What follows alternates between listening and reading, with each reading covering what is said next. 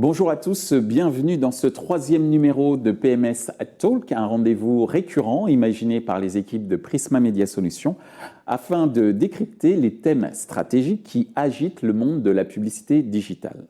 Dans ce nouvel épisode, Prisma Media Solutions vous propose de découvrir tout ce que vous avez toujours voulu savoir sur la performance sans jamais oser le demander. Quiconque lance une campagne publicitaire aimerait savoir comment celle-ci sera accueillie par des clients potentiels. Le marketing à la performance permet de mesurer le succès ou non d'une campagne. Les solutions marketing et publicitaires à la performance ont pour principal objectif l'engagement d'une audience à découvrir de nouveaux produits et services, mais aussi d'effectuer un ciblage auprès d'utilisateurs qui n'ont pas encore passé le cap de l'achat. Dans ce webinaire, nous allons vous expliquer comment se déroule ce processus avec au programme la collecte ou comment générer des leads qualifiés aux côtés de Mathieu Glerous, fondateur de YumiPets, les bonnes pratiques des marques sur les leviers de performance avec Jérôme Delande, directeur délégué performance chez Prisma Media Solutions, les nouveaux modèles de performance avec notamment le concept de Content to Commerce avec Maxime Turquin, responsable pôle affiliation et display chez Fnac Darty. Sans plus attendre, nous allons passer à notre premier entretien. Comment une marque peut-elle collecter des leads qualifiés ? Retour d'expérience de l'entreprise YumiPets, le premier réseau social dédié aux passionnés d'animaux de compagnie avec Mathieu Glerous, fondateur de YumiPets. Bonjour Mathieu. Bonjour Michel. Première question, quels sont les enjeux autour de la collecte des données ? Nous, déjà, pour bien cerner le périmètre de nos enjeux stratégiques, on est sur un modèle économique qui est un peu différent. On n'est pas sur un modèle de vente, on est sur un modèle qui est un modèle communautaire, donc qui est forcément axé sur les enjeux autour de la donnée et de l'insight. Alors nous, quand on parle d'insight, on va parler de la capacité à traduire, exprimer une donnée brute pour la retranscrire sous forme de valeur pour un business, par exemple. Donc effectivement, YumiPets, c'est un écosystème digital qui va fédérer un peu plus de 3 millions de propriétaires d'animaux de compagnie, qui est axé sur une communauté et sur un panel. Du coup, effectivement, nous, la collecte est un enjeu primaire dans le déroulé stratégique. On a un enjeu autour de ces modèles-là qui est double. D'abord de collecter, c'est-à-dire recruter des membres, nourrir l'écosystème global, nourrir la communauté. Et un deuxième enjeu qui est l'enjeu de l'engagement, c'est-à-dire qu'une fois que la donnée est recrutée, faire en sorte qu'elle soit à la fois fraîche et que les membres recrutés, pour le coup, utilisent notre plateforme et utilisent nos différents services. Alors justement, tu viens d'évoquer d'enjeux autour de cette collecte. Quel est selon toi le process de collecte de données exemplaire ? Alors, le process de collecte idéal, évidemment, c'est le process organique, c'est-à-dire une viralité naturelle, donc non artificielle. Malheureusement, c'est un process d'acquisition qui a des limites, donc on est obligé de le soutenir avec des leviers différents. Donc sur les 8 dernières années, nous, on en a testé pas mal, en fonction des devices, qu'il s'agisse du desktop, du mobile, d'opérations médias, etc.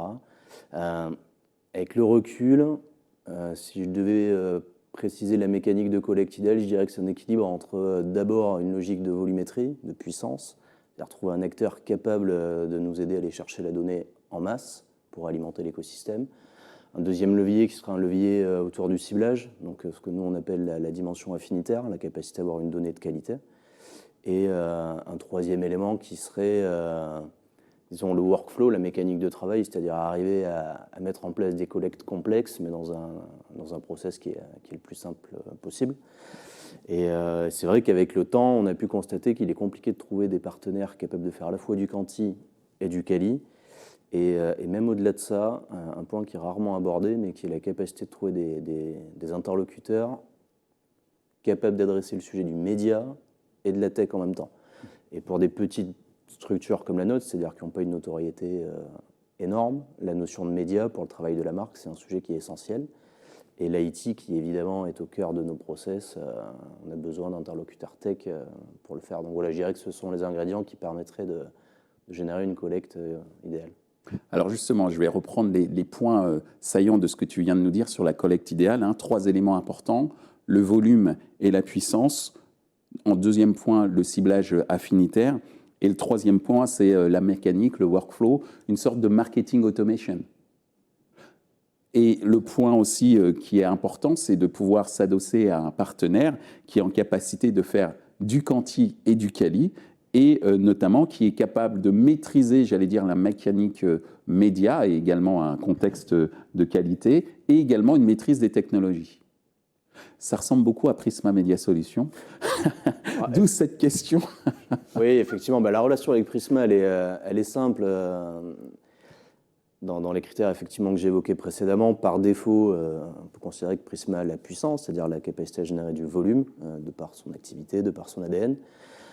La dimension affinitaire, elle est là aussi. Nous, on est sur un sujet en plus assez spécifique, l'animal de compagnie aujourd'hui, qui va être traité assez régulièrement comme un membre à part de la famille. Donc les transversales médias de Prisma correspondent à ces sujets-là. Donc les deux premiers critères, on va dire, ont été validés par défaut. Le troisième était à valider, mais aujourd'hui, ça fait 2 ans maintenant qu'on travaille ensemble sur un rythme relativement soutenu à raison d'une campagne tous les 2 mois quasiment. Donc on a en plus établi une relation de confiance.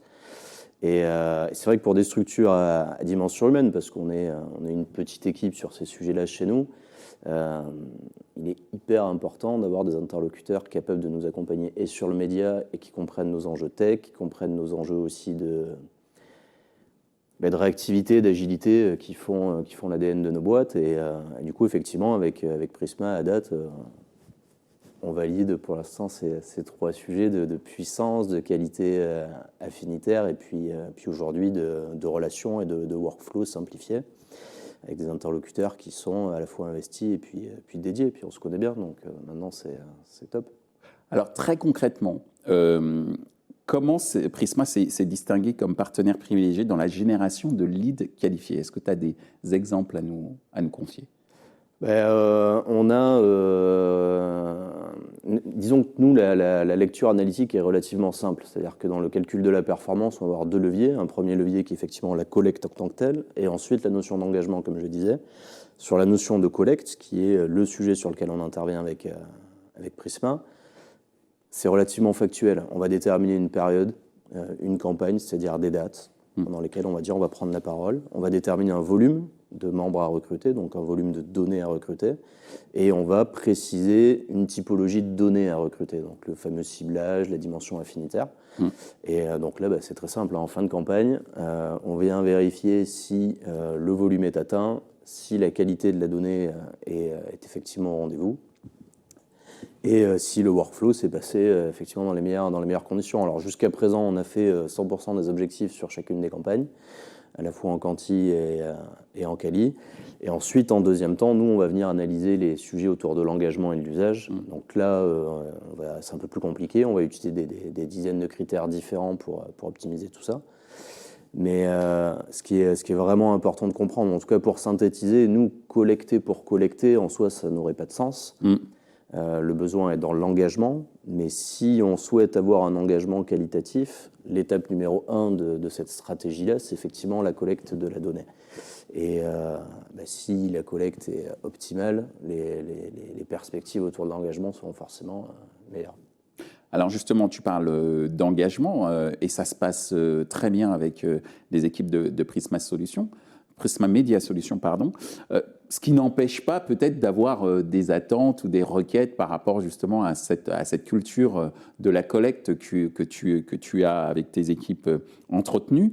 Dernière question, quelles seraient justement les nouvelles tendances en termes d'unités de mesure de génération de performance? Peut-être de nouvelles unités sur lesquelles tu aimerais avoir des informations. Alors sur le sujet de la collecte, on est en attente encore une fois de données qui sont engagées ou qui sont engagées dès le départ en fait du recrutement. C'est-à-dire que nous on va beaucoup parler de la fraîcheur des données. La fraîcheur des données, on va la mesurer aujourd'hui en fonction des devices, en fonction des outils de différentes manières. Là où il est important pour nous, le point sur lequel on attend le plus, effectivement, c'est la capacité à aller collecter une donnée qui en soi est vivante. Et là-dessus, on est à la fois en attente, mais à la fois aussi dans une relation de conseil avec les équipes de Prisma pour essayer d'aller chercher au meilleur endroit et au meilleur moment. Tout est question de carrefour d'audience, en fait. C'est vraiment être capable d'aller à un instant T chercher la bonne personne au bon endroit. Sur les critères d'analyse derrière, on va plutôt être sur des sujets d'engagement qui sont plus longs dans la durée, qui sont moins liés aux opérations qu'on fait directement avec Prisma et qui là pour le coup évoluent aussi vite qu'évoluent les technos, les usages, etc. Donc c'est toujours très compliqué de les faire évoluer en temps réel, mais c'est pourtant clé dans le développement futur. Merci beaucoup Mathieu pour nous avoir confié justement ta vision de la collecte ou comment générer des leads qualifiés. Depuis 10 ans, Prisma Media Solutions accompagne ses clients dans la mise en place de leviers à la performance afin de proposer des stratégies publicitaires à 360 degrés, de la visibilité au trafic jusqu'à la conversion. Retour sur les bonnes pratiques des marques sur les leviers de performance avec Jérôme Delande, directeur délégué performance chez Prisma Media Solutions. Bonjour Jérôme. Bonjour Michel. Quand on parle de levier de performance, de quoi parle-t-on exactement ? Les acteurs du marché, quand ils évoquent la performance, ils parlent tout d'abord d'un mode de rémunération qui va correspondre à l'atteinte de l'objectif de l'annonceur. Donc très simplement, pour la génération de trafic, on va parler de coût pour clic. Pour la collecte, génération de leads qu'on a évoqué avec Mathieu précédemment, on va payer donc le coût pour le lead ou le coût pour la co-registration aussi, qui est un autre moyen de collecter. Et on va avoir aussi ce qu'on évoquera plus tard. Il y a, avec Maxime, il y a le coût par action. Donc là, c'est une rémunération sur un pourcentage de vente générée. Donc tout d'abord, on parle d'abord de ça dans la performance. Et en second, il y a l'outil qui est essentiel pour nous tous sur ce marché, c'est le tracking. C'est-à-dire qu'il va falloir qu'on implémente un outil qui va mesurer la totalité des performances et qui va permettre ensuite à l'éditeur de pouvoir facturer, suivant ses performances, son commanditaire, l'annonceur, l'agence, la plateforme d'affiliation. Donc ça, pour moi, c'est ce qui définit le mieux la performance. Ce qui veut dire, c'est que l'éditeur, il investit sur la campagne sans savoir en amont combien il va être rémunéré et s'il est rentable. Donc il y a une prise de risque de sa part en s'engageant sur cette campagne. Les grandes familles, on va dire, des acteurs de la performance, il y a bien sûr les emailers, les cashbackers, les bons plans, bons de réduc et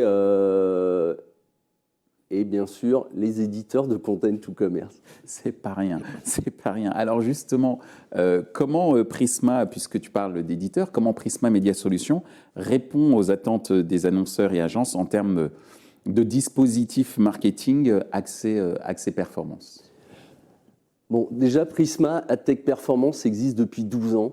On est un acteur majeur et reconnu sur le marché pour, la qualité et le volume de nos data, que ce soit des opt-in newsletters, des opt-in partenaires, de la donnée postale, de la donnée SMS.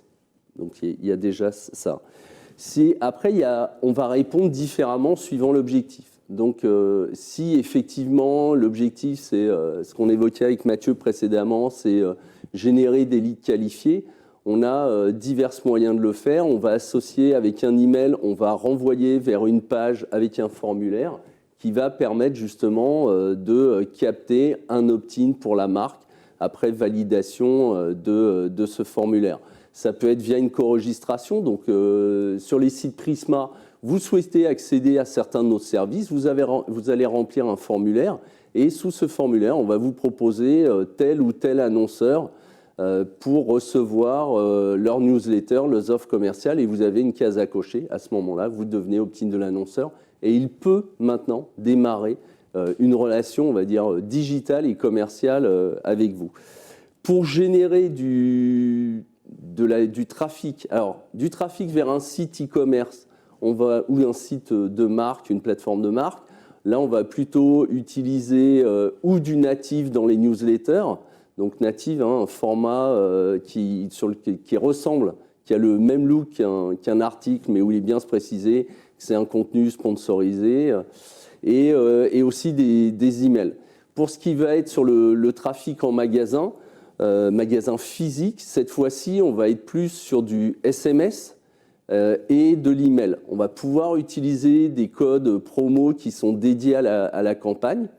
Donc là aussi, j'ajoute cette notion-là, c'est que dans la performance, il faut que l'annonceur propose une incentive, on va dire, attrayante, parce que justement, nous, éditeurs, on s'engage et on investit sur la campagne, et donc pour qu'elle génère le plus de performance, on a besoin de cette incentive. Pour acquérir des nouveaux clients ou générer de l'upsells, du cross-sells sur des clients déjà existants pour un annonceur, on va aussi bien travailler avec de l'emailing, un mix de plusieurs leviers. Et je dirais, nous, depuis 2020, effectivement, ce qu'on travaille le plus avec nos partenaires, c'est le content to commerce. Donc, on rappelle en gros, le content to commerce, c'est... on va contextualiser un produit via l'éditorial pour susciter l'envie chez le lecteur et surtout, on va lui offrir la possibilité de se diriger pour acheter le produit en un clic seulement grâce à des liens qu'on aura implémentés au sein de l'article. Et ensuite, il va pouvoir donc finaliser sa vente sans passer entre-temps par un moteur de recherche comme ça peut l'être sur d'autres dispositifs, on va dire, édito sans cette notion de content to commerce. Donc nous, ce qui nous permet, en fait, c'est de devenir un média serviciel, d'offrir plus de confort à notre lecteur. Et puis en retour de cela, bien sûr, on sera rémunéré par notre commanditaire ou les différents vendeurs.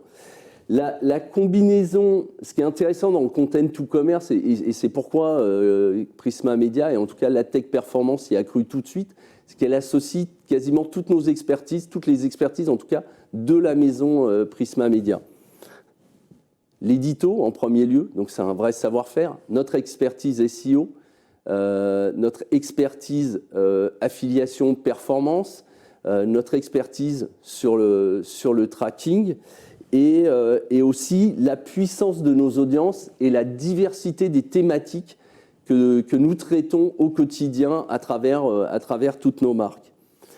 Et là aussi, tout à l'heure, on a parlé de KPIs, on a parlé justement de je paye pour un lead, je paye pour un clic, ce qui est assez intéressant et je sais que Maxime va l'aborder sûrement tout à l'heure. Et on regroupe, on rejoint aussi Mathieu, c'est que là, on se retrouve avec des KPIs un peu différents sur le content to commerce. C'est-à-dire qu'on va avoir des KPIs sur le nombre d'impressions, donc le nombre de lecteurs, donc vraiment un engagement, le temps de lecture, donc là encore engagement, et puis ensuite bien sûr le nombre de clics, le nombre de visites effectives sur le site, le calcul du taux de rebond et à la fin le ROI de la campagne. Merci Jérôme de nous avoir expliqué quels étaient les différents dispositifs marketing accès performance de Prisma Media Solutions. Et puisque tu parles justement de Key Performance Indicators, les fameux KPI, une fois mis en place les dispositifs performance, à quels résultats les partenaires de Prisma Media Solutions peuvent-ils s'attendre? Je vais citer 4 exemples, en plus de Yumi Pets, Fnac Darty. Je vais parler d'une marque de cosmétiques qu'on accompagne régulièrement sur les lancements de leurs produits. Le lancement de produits et cette prise de parole pour cet événement leur permettent de collecter des leads qualifiés. Donc on a mis en place, là aussi on joue effectivement toujours sur l'association de nos savoir-faire. Donc là on met en place un livre blanc. Livre blanc mais format magazine très très luxe à télécharger en PDF avec vraiment les caractéristiques du produit, tout l'apport naturel, toute sa technicité, aussi des mises en situation et même du tutoriel pour utilisation. Donc on invite par un email justement nos communautés Prisma à télécharger ce livre blanc.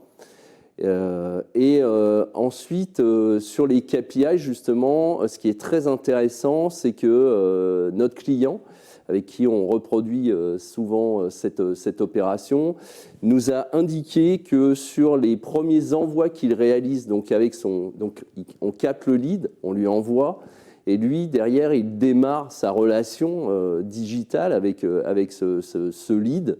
Et sur les premiers envois qu'ils effectuent donc dans leur on va dire, programme relationnel pour prospects, on a le même taux de réactivité, donc d'ouverture de clics, que pour leurs premiers envois, que les envois, on va dire, habituels sur leur base de fidélisés, et on effectue le même volume de CA. D'accord, même volume de chiffre d'affaires. Donc, on prouve vraiment la qualité du dispositif et la qualité de la donnée qui est collectée et l'appétence entre leurs produits et notre audience. Ensuite, je vais parler d'un concessionnaire, un gros réseau de concessionnaires français. Et avec eux, on a là aussi, eux, ils ont plusieurs types d'événements, Ils lancent des nouveaux modèles, bien sûr, et puis ils ont aussi des journées portes ouvertes où il faut se déplacer en concession. Et dernièrement, sur une grosse opération qui était 6 jours dédiés aux voitures hybrides, électriques, on a envoyé 15 000 SMS, et on a généré 130 000 € de chiffre d'affaires. Donc là, la performance, elle est au rendez-vous. On est content, on travaille ensemble depuis longtemps et effectivement, ça ne peut inviter ce client qui a continué avec nous. Ensuite, j'ai parlé d'une société de mode et de parfum qui elle, nous a proposé un challenge il y a maintenant 3 ans, en nous expliquant qu'ils collectaient des leads, des opt-in pour justement envoyer leurs newsletters, leurs offres commerciales à des nouveaux prospects, et qu'ils collectaient avec Facebook, et qu'ils pensaient que justement AdTech Performance Prisma pouvait être à même de challenger Facebook. Donc challenge intéressant, on a quand même réfléchi avec l'équipe, on a regardé nos forces, nos faiblesses, et on a accepté. Comme challenge. C'était bien, c'était intéressant. Surtout, ce qui est intéressant, c'est qu'on a gagné. C'est-à-dire qu'on a collecté, ils nous ont mis en compétition pendant 2 mois. On a collecté chaque prestataire a collecté le même nombre de leads. Et à la fin, les taux d'engagement, taux de réactivité et surtout le ROI de la campagne, nous étions les vainqueurs. Donc ça, c'est une belle victoire et une belle victoire aussi du savoir Made in France. Et tu as un dernier exemple peut-être? Oui, et le dernier exemple, c'est un milieu qui bouge beaucoup en ce moment, c'est la FinTech. Donc on accompagne plusieurs acteurs de la FinTech. Donc on est sur le content to commerce, on va publier sur les sites Capital, mais on va publier aussi sur Géo et sur Ça m'intéresse parce qu'ils souhaitent toucher une cible CSP+. Là aussi, on va parler d'engagement. Il y a une exposition. Déjà, on arrive à générer plus de 25 000 vues, impressions naturelles. Et puis derrière, un temps passé sur les articles qui va de 4 à 7 minutes. Donc là aussi, des scores très impressionnants et qui nous permettent de continuer justement d'accompagner ces acteurs tout le long de l'année. Merci Jérôme de nous avoir fait envie et surtout de nous avoir donné les caractéristiques, les avantages et les preuves des leviers de performance au sein de Prisma Solutions. Content to Commerce, tu viens d'en parler à l'instant, Jérôme, hein, tu l'as évoqué par rapport à un certain nombre de leviers existants ou de leviers à venir. Le Content to Commerce, c'est un concept dont le principe est basé sur le fait de générer du trafic et des ventes en capitalisant sur son contenu. En plus d'un outil à la performance particulièrement efficace permettant à une marque de s'associer à un contenu sur un site média, le Content to Commerce apparaît comme une solution qui répond aux attentes des utilisateurs pour une publicité plus intégrée. Retour d'expérience avec Maxime Turquin. Bonjour Maxime, Bonjour, tu es responsable du pôle affiliation et display chez Fnac Darty. Est-ce que, Maxime, tu peux nous rappeler ce qu'est le content commerce de ton point de vue en tant qu'annonceur? Alors, Jérôme a déjà fait une très bonne définition du content to commerce, mais pour moi, le content to commerce, c'est vraiment le fait d'amener le contenu d'un site média de la prescription à la conversion. Et ça passe par la création d'articles ou par l'intégration de liens de redirection dans des articles existants. Donc, ce qu'il faut savoir, c'est que pour les sites médias, je pense que le content to commerce, comme l'a dit Jérôme, ça apporte un réel service en plus aux lecteurs. Et nous, côté annonceurs, ça nous permet vraiment d'avoir un contact plus proche avec nos clients et prospects, parce que typiquement en magasin, on a la chance de pouvoir s'appuyer sur des vendeurs experts. Sur le digital, il nous fallait des canaux de communication pour pouvoir accompagner les clients et prospects dans leur démarche d'achat. Donc le content to commerce, à travers la production d'articles, nous permet d'atteindre ces objectifs. Enfin, le content to commerce nous permet également en fait, de travailler les partenariats d'une manière un peu différente de ce qui était fait par le passé. Parce qu'auparavant, quand on travaillait les partenariats médias, c'était principalement sur des problématiques de notoriété, à travers des formats display, brand content ou vidéo. Et là, vraiment, ça nous permet d'aller travailler le bas du funnel d'achat sur des objectifs de trafic et de conversion. Donc vraiment, ça a amené le partenariat média dans une autre dimension. Merci Maxime. Alors tu viens de nous expliquer effectivement ce qu'était le content to commerce au sens générique et comment Fnac Darty spécifiquement exploite ce concept. Alors, le concept de content to commerce est travaillé au sein du levier affiliation. Du coup, on fait partie de la direction acquisition. Nous, nos objectifs, c'est d'aller générer du business, du chiffre d'affaires sur fnacedarty.com avec un objectif de rentabilité très fort. Donc, c'est pour ça que tous les dispositifs à la performance qu'on peut activer sont importants pour nous. Donc, ce qu'il faut savoir, c'est qu'au sein du levier affiliation, historiquement, en fait, on avait une prédominance des sites de cashback et de bons de réduction, comme l'a dit justement à juste titre Jérôme tout à l'heure. Et aujourd'hui, avec le content to commerce, on arrive à avoir des parts des sites de contenu dans notre mix média aux alentours de 50% côté Fnac et 25% côté Darty. Donc en fait, on voit que c'est un levier qui a vraiment connu un essor ces dernières années et on a pour ambition de continuer à le développer. Alors justement, tu parles de ce split de 50% du business généré par l'affiliation côté Fnac et 25% du business généré par l'affiliation côté Darty. Quels sont pour toi les indicateurs clés de performance que tu attends dans le cadre d'un dispositif de content to commerce? Alors, en content to commerce, les principaux KPI qu'on va regarder, ça va être tout simplement, pour commencer, les lectures, pour savoir si on a réussi à aller accrocher le lecteur sur le sujet proposé. Ensuite, on va aller se concentrer sur les KPI de trafic. Donc, c'est un KPI très important parce que ça nous montre si justement le contenu a réellement provoqué l'intérêt du lecteur. Donc, on va aller suivre notamment les taux de clics. Donc, en content to commerce, on arrive à avoir des taux de clics aux alentours de 15%, ce qui est assez conséquent versus d'autres leviers qu'on peut activer. Et ensuite, évidemment, on va aller regarder les ventes, le chiffre d'affaires et la rentabilité. Donc, ce qu'il faut savoir, c'est que le modèle d'attribution prédominant au niveau des ventes sur le marché, c'est le modèle d'attribution au dernier clic. Donc, on attribue la vente au levier ou au partenaire qui a généré le dernier clic. Et en fait, ce qui est intéressant avec le content to commerce, c'est de mener des analyses à la contribution. Parce qu'en fait, on se rend compte que c'est un levier qui, finalement, même s'il ne transforme pas dans l'immédiat, va contribuer aux ventes générées par d'autres leviers. Et on se rend compte que quand on analyse le chiffre d'affaires sur une vision contribution, on remonte 2 fois plus de chiffre d'affaires pour le levier content to commerce que sur une vision last click. Donc ça nous montre que ce levier, même s'il ne finalise pas les ventes, il est vraiment intégré dans le parcours d'achat d'un internaute. Si je résume ce que tu viens de dire, pour ce qui est des indicateurs clés, donc tu as évoqué la lecture, le trafic à travers le fameux taux de clic, mais également tout ce que cela génère en termes de vente, de chiffre d'affaires et de rentabilité. Ce que je retiens, c'est que pendant très longtemps, le marché s'est basé sur le last click, le dernier clic, alors que le content to commerce permet de constater, lorsqu'on analyse véritablement en profondeur les chiffres, qu'on peut avoir 2 fois plus de chiffre d'affaires par l'intermédiaire d'un concept content to commerce. Exactement.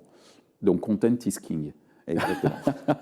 Merci en tous les cas de nous avoir vraiment ouvert les yeux sur cet élément-là, ce qui prouve encore une fois que on parle beaucoup de retail commerce, de retail média actuellement, et que dans ce fameux process autour du retail média, le contenu au service du commerce est vraiment extrêmement important. Alors justement, pour parler très concrètement de ce que tu as mis en place, quel type de dispositif as-tu imaginé avec les équipes de Prisma Media Solutions? Alors avec Prisma Media, on a pu activer des dispositifs autour de la création de contenu. Donc on a créé ce qu'on appelle des contenus chauds et des contenus froids. Alors les contenus chauds, c'est plus des contenus à vocation de relayer des bons plans autour d'une offre commerciale, alors que les contenus froids, on est plus sur des sélections shopping et les articles sont plus orientés sur les produits et les usages que sur une offre commerciale. Donc en fait, avec Prisma Media Solutions, on a pu aller chercher des audiences qu'on avait du mal à aller chercher. Je pense notamment aux petits électroménagers côté Darty, et en activant du Cuisine Actuelle, on s'est rendu compte qu'on allait toucher justement une cible appétante. Et puis au niveau des contenus froids, on a pu notamment créer aussi du contenu autour d'un lancement d'une nouvelle offre à destination de nos clients. Donc c'était une offre d'abonnement au e-book. Et on a pu aller travailler sur Femme Actuelle justement pour aller toucher une cible appétente à ce type d'offre. Alors, ce qui est très intéressant, c'est que dans ta stratégie de content commerce, il y a deux grands groupes, si je résume, les contenus froids pour plutôt axer, on va dire, la communication sur l'usage et donner le temps, entre guillemets, à une audience de pouvoir rentrer en appétence, si on peut dire ça comme ça, avec le produit, et des contenus chauds qui sont là pour quelque chose, on va dire, pour un objectif de vente assez soutenu, et tu l'as vécu à travers notamment le petit électroménager. Tu as cité un certain nombre de supports qui permettent justement d'atteindre tes objectifs. Justement, donc, beaucoup d'imagination, le contenu qui est vraiment au service des ventes, contrairement à ce qu'on a pu imaginer auparavant, où on pensait que le contenu était plutôt au service de la notoriété. Donc il y a une vraie opportunité de transformation plus ou moins rapide en fonction du contenu. Toi, comment tu vois justement le content to commerce évoluer à l'avenir? Alors le content to commerce, comme je le disais, ça a connu un réel essor ces dernières années. Je pense que beaucoup d'acteurs s'y sont mis et le marché commence un peu à se structurer. Je pense qu'à l'avenir, pour les partenaires, ça va être intéressant d'avancer sur tout ce qui est automatisation. Donc automatisation sur la création de contenu, parce que forcément, créer du contenu, ça prend du temps et ça prend aussi de la main-d'œuvre. Donc automatisation sur la création de contenu, automatisation aussi sur la mise en place de liens de redirection, parce qu'en fait, on se rend compte que sur les sites médias, le contenu est déjà existant et beaucoup de médias ont un peu de mal à prendre le parti de mettre systématiquement des liens de redirection vers les marchands. Donc c'est des choses qui arrivent et ça va prendre de plus en plus de place, je pense, à l'avenir. Et puis enfin, côté partenaire, je pense que ce qui peut être intéressant, c'est d'avancer aussi sur tout ce qui est ciblage des contenus, et notamment, Jérôme parlait d'omnicanalité tout à l'heure, ça peut être intéressant aussi de proposer du contenu géolocalisé aux différents internautes, donc à travers la production également de content to commerce. Donc une sorte de dynamique editorial optimization. Exactement. C'est un néologisme, copyright. Bien sûr. Mais à l'instar du fameux DCO que l'on connaît en termes de création, publicitaire. Et ce qui est très intéressant, et je reprends ce qui avait été évoqué un petit peu plus en amont avec Mathieu, c'est cette notion de workflow à travers cette automatisation des contenus pour justement adresser les bons messages aux bonnes personnes avec une optimisation en ce qui concerne la main-d'œuvre. En tous les cas, Mathieu, Jérôme, Maxime, merci d'avoir participé à ce 3e numéro de PMS AdTalk. On a appris beaucoup. Merci à vous également d'avoir participé à ce 3e numéro dédié à la performance marketing. N'hésitez pas à contacter Jérôme Delande pour plus d'informations sur ce sujet et la manière dont Prisma Media Solutions peut vous accompagner si vous êtes un annonceur ou une agence. Vous pourrez revoir quelques extraits, mais aussi l'intégralité de ce programme sur les réseaux sociaux. C'était un plaisir de pouvoir vous accompagner pour ce nouveau numéro. Je vous dis à très bientôt.